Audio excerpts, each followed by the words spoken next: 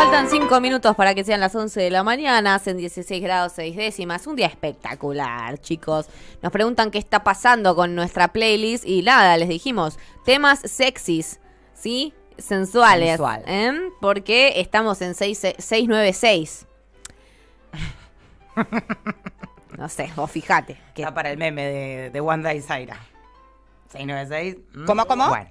En fin, pero sí llegó el momento de algo que tal vez no tiene que ver con lo sexy, o tal vez sí, quien te dice, depende de que estemos, de que nos hayas traído, pero vamos a hablar de un poquito de por qué leemos los clásicos. Exactamente, sí, no, seguimos esta semana con, todo lo que tiene que ver con la Feria del Libro, que se aproxima ya a su inicio el jueves que viene, jueves 27, recordemos, se va a dar la inauguración, y la inauguración va a estar a cargo nada más ni nada menos que de Martín Coan. Me resultaba muy interesante pensar en un personaje tan fuerte como puede ser Martín Coan, que si lo googlean, vamos a estar viendo algo hoy, van a ver que es una persona que tiene cierta exposición mediática, en general para opinar de temas de política más que de literatura, pero bueno, tiene como ¿viste esa gente que se pelea bien? Que sí, sabe pelearse, que sabe discutir y qué sé yo, y que garpa, bueno, vine un poco por ese lado y dije, bueno, qué loco elegir a Martín Coan para esta inauguración cuando el año pasado, recordemos, estuvo Sacomano a cargo de esta inauguración y sus declaraciones tuvieron muchísima repercusión también justamente por polémica, se puede decir. La realidad es que para mí tiene toda la razón del mundo, pero bueno, la verdad es que tuvieron mucho impacto. Y un poquito por ese lado viene la columna del día de hoy. Me puse a mirar cómo vienen siendo las inauguraciones de la Feria del Libro de los últimos tiempos, arrancando por Sacomano y yéndonos un poquito a las anteriores. Recordemos que la del año pasado fue la primera después de 2 años que no se realizara la feria por el tema del coronavirus y la pandemia, con lo cual después nos vamos a remontar al año 2019 y al año 2018. Sí, pero son las últimas 3 aperturas consecutivamente. Bueno, la primera a la que vamos a hacer alusión, para quienes no recuerdan exactamente qué fue lo que pasó con Sacomano, él inaugura su discurso, un discurso que dura 26 minutos, 28 minutos, que se encuentra entero en YouTube. La verdad que está para verlo de vuelta, yo me puse a repasarlo y hay muchos puntos sobre los cuales no se hizo tanto hincapié por parte de la prensa el año pasado y que eran realmente muy interesantes. Pero bueno, arranca un poquito con lo de la crisis del papel, tema que ya tocamos la semana pasada. Dice muy expresamente el asunto de que sea Ledesma quien gobierna un poquitito el tema de los precios del papel, cuáles son los vínculos de la familia dueña de la empresa con quienes alojan a la Feria del Libro año tras año, que es la Rural, y tuvo ciertas declaraciones interesantes respecto a eso, siendo que se encontraba en el escenario de la Rural, decir, ¿es una paradoja o responde a una lógica del sistema que esta feria se realiza en la Rural, que se le pague un alquiler sideral a la institución que fue instigadora de golpes militares, que asesinaron escritores y destruyeron libros? Digo, si bien es una verdad para mí absoluta lo que está diciendo, no sé si alguien se había atrevido a tanto previamente en la propia Rural a decir cosas como estas. Fueron varias las cuestiones en las cuales hace hincapié Sacomano, pero me interesó resaltar una en función justamente de la comparación que vamos a hacer con la de años anteriores, que si tenés por ahí, Euge, podemos escuchar un poquitito a ver qué es lo que decía Sacomano sobre esa tarea concreta de abrir la Feria del Libro y qué implicaba. Agradecerle a Finkelberg en una dedicatoria haberle probado que los derechos de autor son también derechos humanos. Nuestra relación con los editores es siempre de pareja. Nos sentamos en desventaja a ofrecer nuestra sangre, no otra cosa es la tinta. El editor es propietario de un banco de sangre, compuesto por un arsenal de títulos publicados siempre en condiciones desfavorables para quienes terminan donando prácticamente su obra. De manera que, desde que recibí el ofrecimiento de intervenir acá, no pude menos que todo un trabajo, todos los días, dedicarme a pensar de qué iba a hablar y qué iba a decir. En principio me dije, debía, y debo agradecerlo, subrayo este agradecimiento, a quienes me propusieron como forma de reconocimiento a mi producción. Pero elijo a la vez ahondar en la atención, es decir, elijo la sinceridad, si cabe. Más tarde, a través de algunos amigos, algunos editores, porque tengo amigos editores, y no daré nombres, porque supe así de quienes se opusieron al pago. Su argumento consistía en que pronunciar este discurso significaba un prestigio. Me imaginé en el supermercado, tratando de convencer al chino de que iba a pagarle la compra con prestigio. Entre quienes cuestionaban el pago de honorarios, no faltó quien planteara que de pagar la cifra dependería de la extensión del discurso. Me pregunté a cuánto podría reducirse la suma si yo decidía resolver el discurso en modo patafísico con un aforismo. No, por eso lo hice largo, ¿eh? Además, convinieron esos editores, si se me pagaba, se establecía un antecedente Claro. que perjudicaba los intereses de la feria. Pero claro. ¿Qué los sorprendía? Es que quienes me precedieron en este lugar, comprometidos con la defensa del libro, nunca habían cobrado. El uso que de estas figuras hizo la feria en función de su propio prestigio ha sido mala fe ideológica y no se puede obviar. Por tanto, soy el primer escritor en cobrar por este trabajo. Como se apreciará, me limito a narrar hechos y describir. Procuro una narración realista que pueda ilustrar los porqués de mi tensión en esta feria y preguntarme cuánto en ella, más allá de las presentaciones de libros, mesas redondas y debates, cuál es su real interés en la literatura y su significación. A Bueno, esta un poco- feria, queda claro, le importan más los libros que se venden, que, como es sabido, suelen ser complacientes con la visión quietista del sistema, del poder. Conviene quizá que lo aclare. La literatura que me interesa, trátese de ensayo, poesía, narrativa, ilumina, perturba, incomoda y subvierte.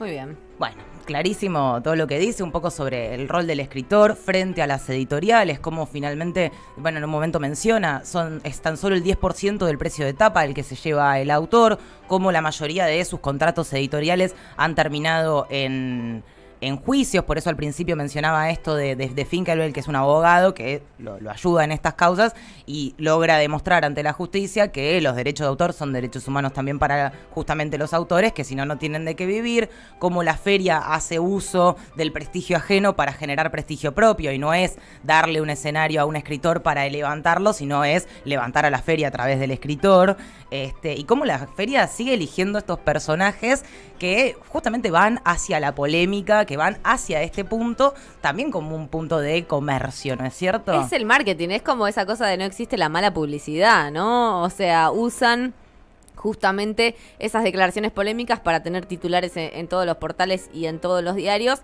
Y también me parece muy, muy polémico, problemático esta cuestión de es un negocio muy difícil al cual acceder, del cual vivir para el consumidor es muy difícil acceder a la feria en el sentido de ir, comprarte cosas, consumir los libros, comprar, aportar a ese círculo económico, y a la vez quienes lo llenan de contenido no pueden vivir de eso. Bueno, es muy claro dónde está toda esa plata, pero el que lee y consume no puede comprar, y el que escribe no puede vivir de eso. Bueno, ¿qué pasa? ¿Qué pasa? ¿Qué está pasando? La verdad que clarísimo el resumen que llevaste adelante, amiga. La verdad que iba un poquito por ese lado.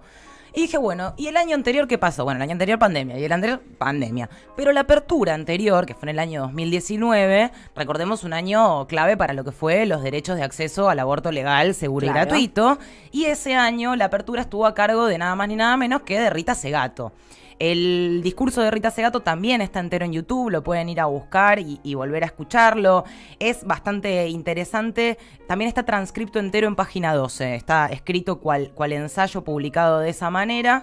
Ella lo que va haciendo es hablando de desobediencias. Y hace 8 desobediencias a lo largo de su discurso, bueno, en realidad 7, y la octava, que es tan solo una serie de consignas, que es abajo el mandato de masculinidad, por el derecho de los pueblos a sus territorios y a su estilo de vida, en el arraigo comunal, sí al aborto legal, seguro y gratuito, ni una menos, habla de un caso en particular de una niña en La Rioja, que había sido asesinada, ni una trabajadora de prensa menos, también grita Rita, reconocimiento para los bachilleratos populares y por un mundo radicalmente plural, plural, también demostrando que en un año en donde el tema era el aborto legal, seguro y gratuito, bueno, se la llama Rita Segato como una voz que puede producir estas polémicas, llegando al final polemiza mucho y contrasta mucho lo que es el movimiento feminista en la Argentina con lo que estaba surgiendo en ese momento en Estados Unidos con el Me Too. La verdad que muy coyuntural, muy interesante y también de denuncia, pero la particularidad que quiero resaltar de esta apertura es que fue la primera vez que para ingresar al discurso inaugural de la Feria del Libro hubo que tener acreditación. Es decir, no cualquiera podía ingresar. Solo prensa. Sino que tenías que estar invitado o invitada, claro, o tenías que estar acreditado por prensa. Lo cual recuerdo yo en su momento fue bastante choto, porque era como, che, pero queremos ir al discurso. Yo siempre. soy una persona que lectora, aficionada de y quiere escuchar el discurso inaugural de una autora. Además, estamos hablando de Rita Segato, ¿no? De tu prima, de tu vecina. Y en ese momento que Rita Segato era como, toca Rita Segato, vamos a verla. O sea, sí, pasaba un poco eso también. Y dije, che, pero ¿por qué empezó ese año esta situación? Y ahí es donde nos vamos al año anterior, en el 2018, donde en medio del discurso de apertura de Piñeiro, bueno, los voy a dejar que escuchen ustedes primero. Vamos con el siguiente videito, Euge, a ver ustedes qué opinan. Escuchen más que lo que está pasando de frente en la primera parte, lo que está pasando de fondo. Trabajamos para que cada vez venga más público, esa es nuestra idea. Para eso trabajamos un año tras otro, aprovechando la historia. Bueno, 44 años es mucho para una feria. El muchacho trata de hablar, pero que cada vez venga más gente. En el discurso obviamente, un análisis sobre el proceso editorial, sobre la cámara editorial, cuál es la perspectiva por ahí a futuro, qué es lo que se tiene que cambiar y qué es lo que tiene que seguir. Algunas de las cosas que he dicho, ¿no? 2 años de caída, casi un 30% del mercado se ha perdido de la facturación. Y esperamos que esto repunte. Necesitamos que el consumo miren la incomodidad de Claudia, comience a crecer para ahí que con la esto cartera, tipo, bueno, dale. El libro Sí, depende la cara de orto que tiene, la no puede economía más. esté activa, si no, no vamos a estar bien. Ahora la vamos a escuchar. Los escritores somos parte de la industria editorial. Reivindico el ejercicio de la literatura como trabajo y nosotros como trabajadores de la palabra.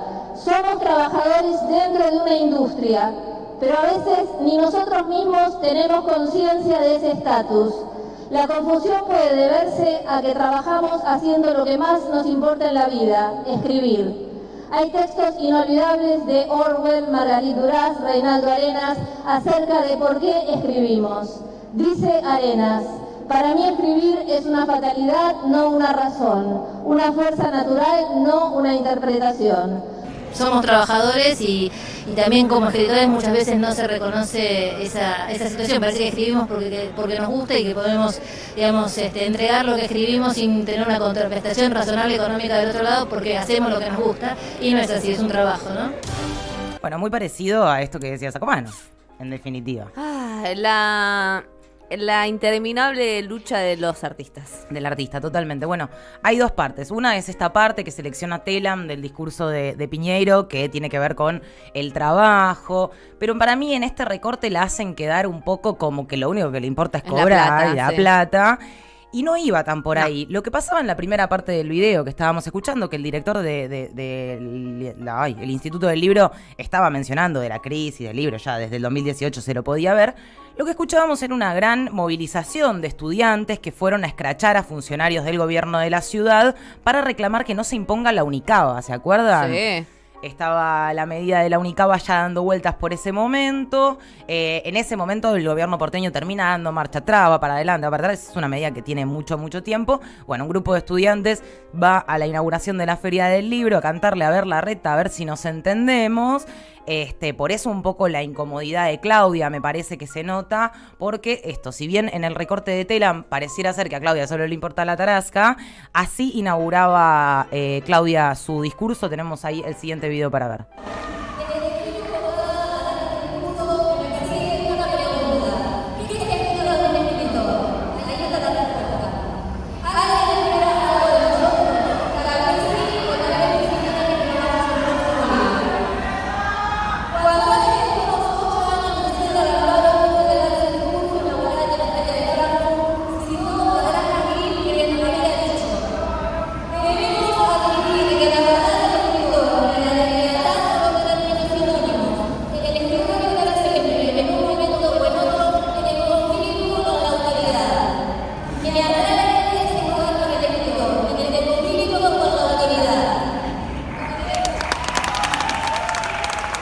ese pedacito nomás vamos a escuchar en donde se nota claramente que Claudia estaba con los pibes, digamos. Sí, ¿le están gritando cosas igual? Es que si uno escucha el discurso entero dura solo 6 minutos. Pensá que al lado de la media hora que duró el de Rita Segato y la media hora que duró el de Sacomano, llama la atención. Era muy confuso, me parece que el grupo de estudiantes que fue a hacer la protesta estaba tan solo interesado en la protesta y no percibió en ningún momento que quizás Claudia estuviese acordando lo que ellos dicen. Claudia también un personaje muy ligado a Cristina en su momento, no sé si recuerdan. Después Cristina, después de esta situación en particular, la siguió levantando, la llevó a charlar en algunos lugares para como quizás que se escuche su voz, porque bueno, no se terminaba de entender. Para mí los pibes no la escuchaban a ella estaba tratando de apoyarlo de alguna manera, pero bueno, vemos como 2018 a 2022 los mismos temas. Queremos cobrar por nuestro laburo, lo que me atrae es la literatura subversiva, lo que me atrae es la literatura que puede tener un conflicto con la autoridad. Ambos dicen un poco lo mismo. Y bueno, como para ir cerrando, me parece que es un poco lo mismo que va a suceder ahora con Martín Cohen, como ya dije al principio, un poco le gusta pelearse en la tele, me parece que un poco va a ir por ese lado. Martín, bueno, se ha peleado con muchísimas personas, lo pueden ver con Feynman, que es sublime, y yo seleccioné este pedacito que no sé cómo quieren hacer, si quieren que lo dejemos para irnos, o lo vemos y lo comentamos un poco arriba. Es un poco fuerte, voy a admitirlo. A ver. Pero mirémoslo y nos quedamos comentándolo arriba. Martín, te dije que... Este es Darío Lopérfido. Leí con mucho interés tu documento.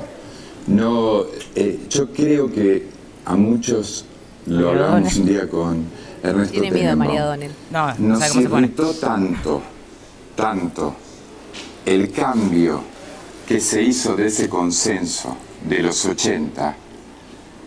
Hablando de cuántos desaparecidos hay. Provocamos reacciones muchas veces equivocadas y desmesuradas porque nos habían cambiado la historia. ¿Entendés? O sea, nos habían cambiado una historia que, vuelvo a decir, donde el héroe de los derechos humanos en este país, para mí, fue Raúl Ricardo Alfonsín, donde el juicio de las juntas fue un acto de una valentía histórica tremenda, y yo no reivindicaría jamás el terrorismo de Estado. Yo no lo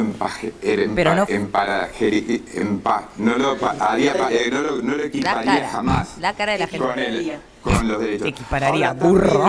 Quiero recordar que el decreto de Alfonsín marcaba el juzgamiento de las cúpulas militares. O sea, el decreto que yo leí muy profundamente, Marcelo, el decreto empieza aclarando que no era lo mismo. Que no era lo mismo. Claro. Es un decreto por el cual traen a Firmenich de Brasil, que estaba exiliado en Brasil, juzga a Firmenich por el secuestro de los hermanos Born, justamente. Claro. Y Carlos Nino era el que estaba atrás de eso, que un gran pensador.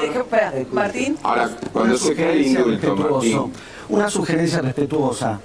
Cuando algún tipo de intervención que vos llamás de formación de un relato, que no es por otra parte la versión que yo suscribo, un segundito, que vos considerás de formación de la historia, y yo lo considero otra versión de la historia, que por otra parte no suscribo, abierta a discusión, te provoca una alteración o una obnubilación y te irrita muchísimo, sugerencia modesta y respetuosa, no es el momento de tomar la palabra, hacer declaraciones públicas, y menos si sos funcionario. Porque no era ocasión de decir 8.000, con lo que eso implica respecto de una cifra verdaderamente abierta. Porque la cifra, un segundito, porque la cifra de 30.000 no solo es abierta en el sentido más fuerte de la noción de una cifra abierta, es una interpelación al Estado, es una exigencia de respuesta. Martín, todas exigencia indeclinable son abiertas. Cuando se estrella un colectivo con 50 personas encima, son 50. Pero esto no solo no sabemos cuántos boños murieron de mano de los serbios. No sabemos cuántos.